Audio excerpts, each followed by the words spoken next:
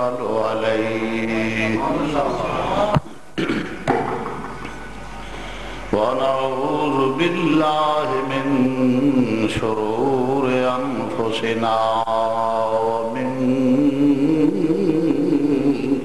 سيئات أعمالنا من يهده الله فلا مضل له ومن يضلله فلا هادي له ونشهد أن لا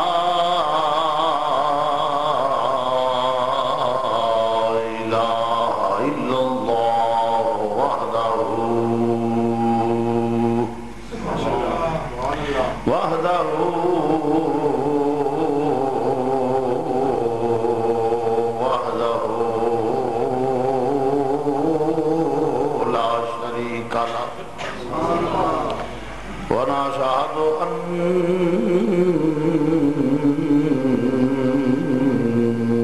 محمدا صلى الله عليه وسلم ونشهد أن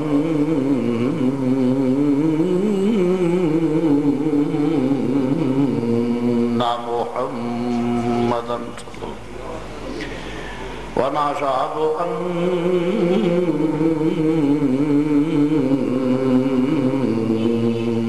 محمدا صلى الله عليه وسلم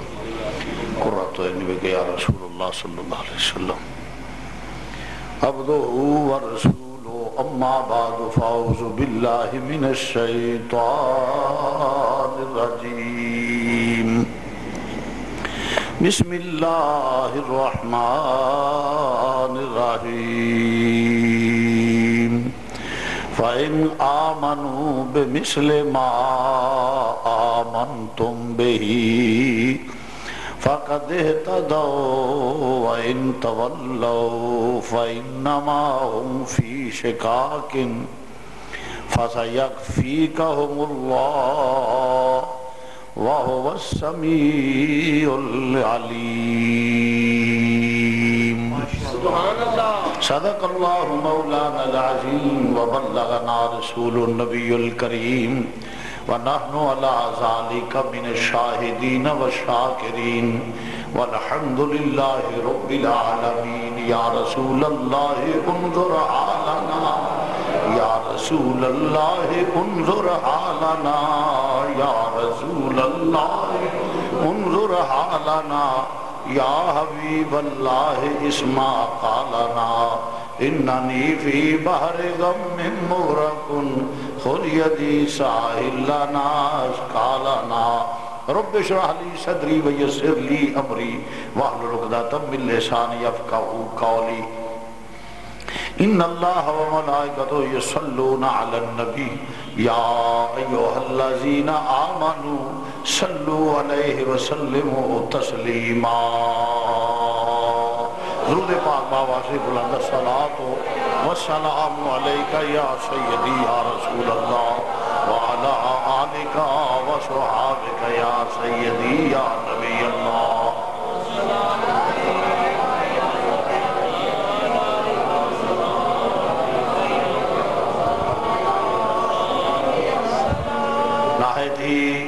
واجب الاحترام معزز سامعین حضرات،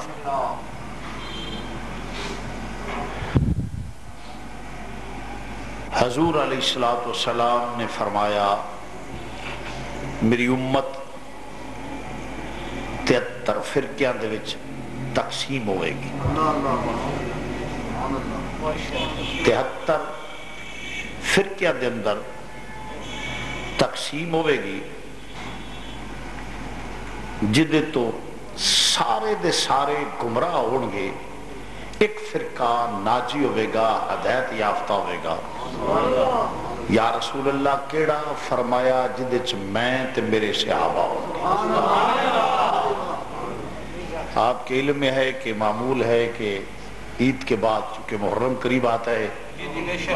تو عقائد اور اصحاب رسول کے متعلق معمول ہے ہمارا کچھ عرض کرنا۔ اس حوالے سے میں اپنی روٹین کے مطابق بیان کر رہا ہوں. میں اور میرے صحابہ 73 فرقے جس لئے قوم تقسیم ہوئے گی. اور لفظ نے حدیث دے کہ میری امت اگرچہ موضوع بہت لمبا ہے، 1 گھنٹہ وقت دے وچ ادا کور کرنا امپاسبل، ممکن تو نہیں ہے. بہرحال پوری کوشش کرتے ہیں کلوز کر کے میں، تاکہ میں کوئی رزلٹ پیش کر سکوں. 73 فرقوں میں تقسیم ہوگی. اب امت کا لفظ بولا گیا ہے، فرمایا میری امت 73 فرقوں میں تقسیم ہوگی. یعنی وہ 72 گروہ جو 72 ہیں وہ بھی خود کو امتی کہلوائیں گے حضور کا. جب امتی کہلوائیں گے تو پھر یقیناً حق والوں سے اختلاف بھی ظاہر ہے. حدیث ہے نا. فرمایا میری امت 73 فرقوں میں تقسیم ہوگی تو وہ بھی امتی کہلوائیں گے. حدیث سے ثابت ہوا تو حدیث میں امتی کہلوائے گا تو ظاہر ہے امتی وہی کہلوا سکے گا جو کلمہ پڑھے گا. لہٰذا یہ جتنے باطل گروہ جو کلمہ پڑھ کے خود کو مسلمان کہتے ہیں انہی 72 گروہوں میں سے ہیں. اب وہ کون ہیں؟ وہابی، دیوبندی، رافضی، خارجی، اہل قرآن، چکڑالوی، مرزائی وغیرہ وغیرہ جتنے بھی ہیں وہ آگے چل کے خود بخود آپ کو پتہ چل جائے گا. فرمایا 73 فرقے ہوں گے، 72 بھی امتی کہلوائیں گے. حق والے وہ ہوں گے جن میں میں اور میرے صحابہ. اب وہ 72 کے 72 کلمہ تو پڑھیں گے، ظاہر ہے امتی کہلواتے ہیں، نماز کے منکر بھی نہیں ہوں گے کیونکہ حضور نے امتی فرمایا ہے، ان کو امتی کہلوائیں گے. ظاہر ہے وہ نماز بھی پڑھیں گے، ظاہر ہے وہ روزے بھی رکھیں گے، ظاہر ہے وہ حج بھی کریں گے، ظاہر ہے وہ قرآن بھی پڑھیں گے. یعنی تمام مذہبی رسومات جب حضور نے امتی فرمایا اس کا مطلب یہ نکلا کہ وہ مذہبی رسومات بھی ساری کی ساری ادا کریں گے. نماز، روزہ، حج، زکوٰۃ. لہذا وہ تمام جتنے بھی عمل صالح ہیں ان کو کرتے ہوں گے، کرتے ہوں گے. فرمایا اب عمل معتبر ہوتا تو حضور یہ نہ فرماتے کہ میں اور میرے صحابہ، فرماتے جن کا عمل بہتر ہے ان کی طرف جانا. یہ نہ فرمایا کہ جس یہ نہ فرماتے کہ میں اور جدھر میرے صحابہ ہوں گے حق والے وہ ہوں گے. کیونکہ نماز، روزہ، حج، زکوٰۃ اگر یہی راہ ہدایت ہوتی تو پھر حضور فرماتے جو نماز پڑھیں وہ حق والے ہوں گے، جو روزہ رکھیں وہ حق والے ہوں گے، جو تلاوت کریں وہ حق والے ہوں گے. یعنی وہ اعمال صالحہ کریں تو وہ حق والے ہوں گے. مگر خالق کائنات کے پیارے محبوب کریم صلی اللہ علیہ وسلم نے یہ نہیں فرمایا کہ جو اعمال صالحہ کرے، فرمایا جدھر میں اور میرے صحابہ. حالانکہ عملی کوتاہیاں صحابہ سے ہوتی رہی. اس پہ میں عرض کیے دیتا ہوں کہ جتنی حدود بنی ہے حضور کی دور میں بنی ہے، زنا کی حدود، چوری کے ہاتھ کاٹ، چور کے ہاتھ کاٹے گئے، زانی کو سنسار کیا گیا، درے مارے گئے، شرابیوں کو درے مارے گئے. جتنی حدود ہیں وہ حضور کے دور میں. تو اس کا مطلب یہ نکلا کہ صحابہ میں عملی کوتاہیاں پاسبل ہیں. بتقاضۂ بشریت لغزش ممکن ہے، لغزش پاسبل ہے. صحابہ سے بھی لغزش ہو سکتی ہے مگر ان کا تسلسل نہیں ہوتا. بتقاضۂ بشریت ہو جاتی ہے. جیسے میں ایک حدیث پیش کرتا ہوں کہ حضور علیہ السلام نے ایک آدمی کو سنسار کرنے کا حکم دیا. غلطی ہو گئی، سنسار کرنے کا حکم دیا، فرمایا سنسار کر دو۔ اب وہ سنسار کر رہے تھے، وہ آدمی دوڑ گیا، وہ چھوٹا ان سے اور بھاگ گیا۔ ایک صحابی آگے تھا، اس نے وہ اونٹ کی ران اے نلی یہ پھڑی، انہیں آ دی تھی، ادھر ڈگ پیا، سنسار کر دیتا، مار دیتا۔ سوال پیدا ہوتا ہے تو وہ صحابی آ کے حضور دی بار کہتا ہے یا رسول اللہ ادھر پاس چلیا سی تے میں انہوں نلی ماری، اتھے ڈگ پیا، سنسار ہو گیا۔ حضور نے فرمایا اگر بھاگتا تھا تو بھاگ جانے دیتے، اگر بھاگتا تھا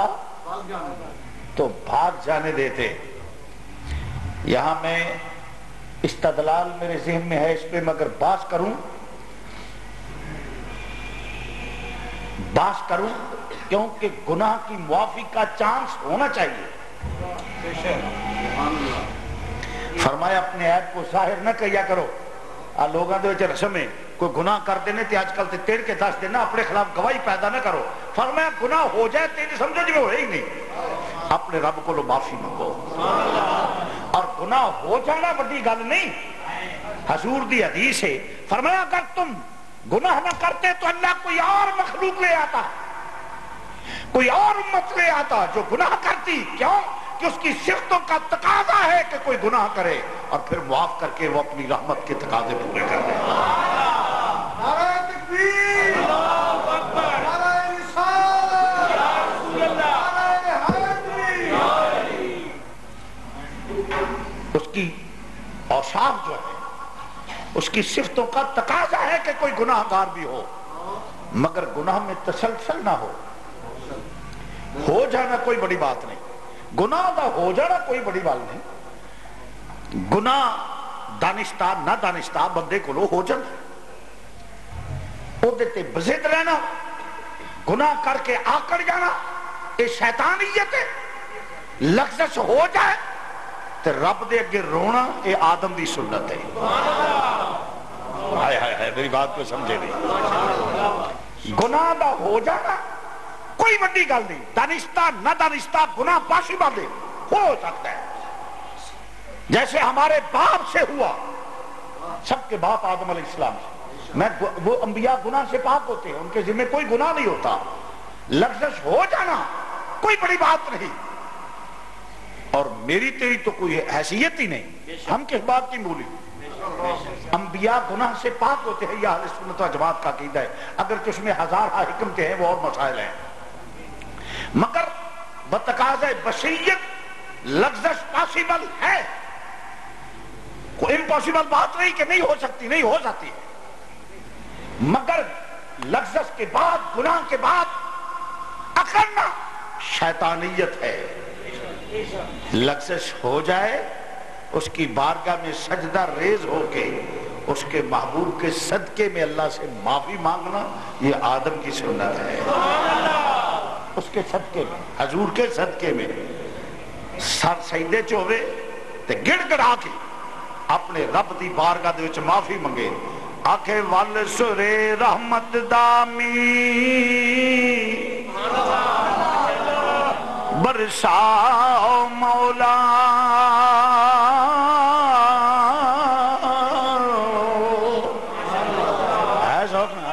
مل کے ذرا کہہ لو رے رحمت دامی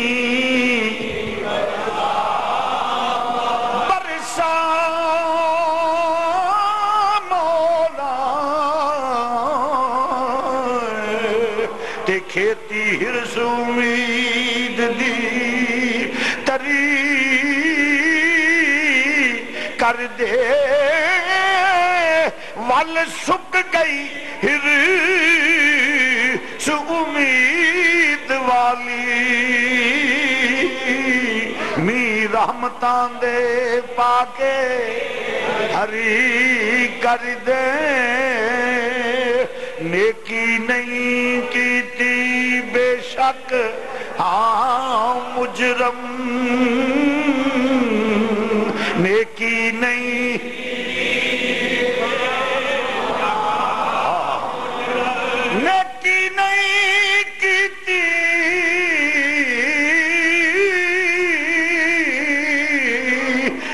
شک ہاں مجرم امتی یار دا سمجھ کے نیکی نہیں کیتی بے شک ہاں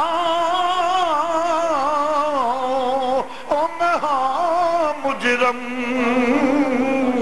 می رحمتاں دا پاکے نیکی نہیں کیتی بے شک ہاں مجرم امتی یار دا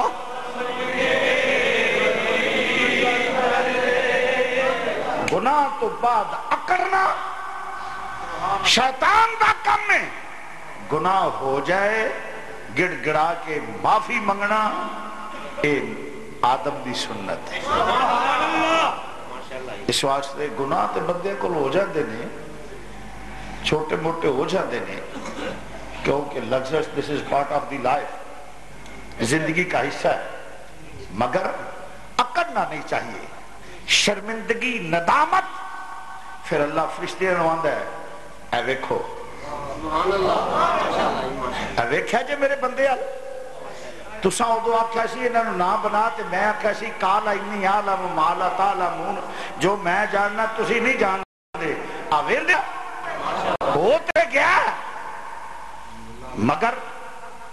ویکھ میرے نبی پاک دے صدقے نال کیویں معافیاں مانگدا ہے رب بندہ ہے جدو ایک اتھرو کسے دا میرے خوف نہ ڈگدا نا میں تے سارے گناہ معاف کر دینا ایک باری مینوں یاد کر لوے میں گناہ معاف کر دینا میں گناہ معاف کر رہا مگر معمول نہ بنائے گناہ بھی کیتا توبہ بھی کرتا جائے مذاق نہ بنائے بلکہ یہ تھے میں بات عرض کر جانا ایک پیالے پانی جس لئے جنم دے قریب جائے گا نا فرشتے لے کے جائیں گے تو جنم چیخے گا چیخے گا شاہ جائے گا اللہ کیے فرمائے اس اکھ دا اتھرو ہے جیڑی میرے خوف دے وچ روندی سی میرے خوف دے وچ روندی سی کدی اپنے گناہاں نو یاد کر کے کوئی بندہ ایک باری سچے دل نہ روے نا تو رب دے سارے گناہ معاف کر دے دے آندا میرے محبوب دا صدقہ تو منگنا پیا تے جیڑا یار دا صدقہ منگے انہوں کدی میں واپس نہیں لوٹایا نعرہ تکبیر اللہ اکبر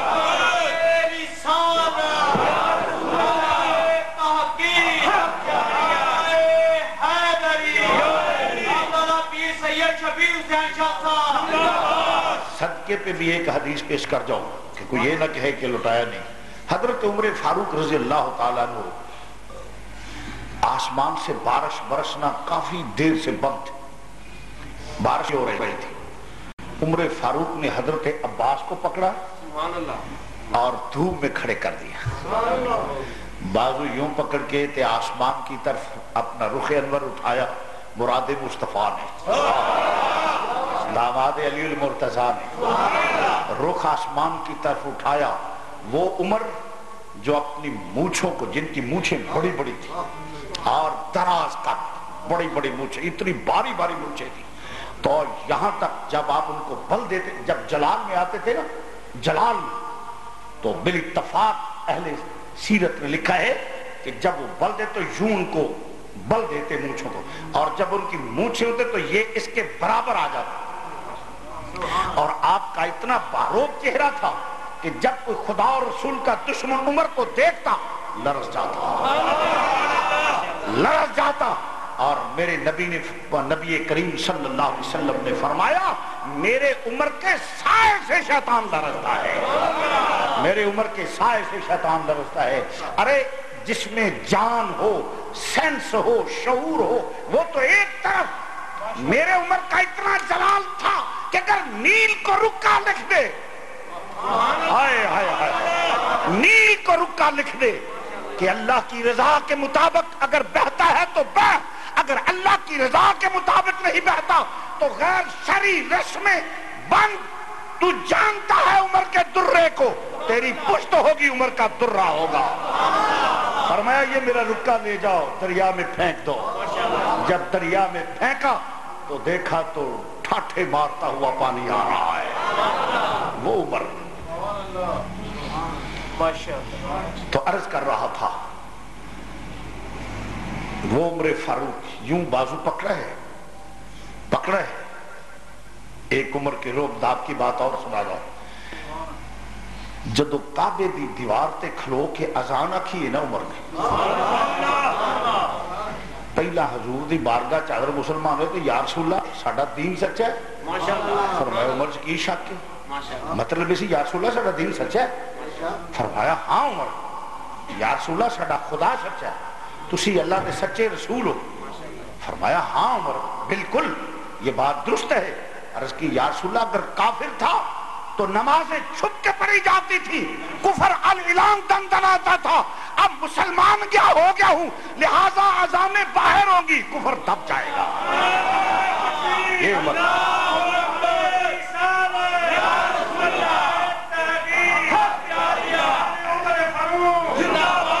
ایسے ہی نہیں دعا مانگی ہے امام الانبیاء نے کہ یا اللہ جیڑا تینوں پسند ہے ایک عمر مینوں دے چھاڑا، ایک مینوں دے چھاڑی، اسلام نے عزت دے، عمر سے وہ عزت ملی ہے، کیا پتہ ان بے وقوف نان سینس سارے اجہل قسم دے کٹھے ہوئے، سارے پگی چرسی وڑے ماتن ملت میں نے لگے دا پتہ نہ پیچھے دا پتہ ہے، کی پتہ میرے نبی دی عظمت کی یا حضور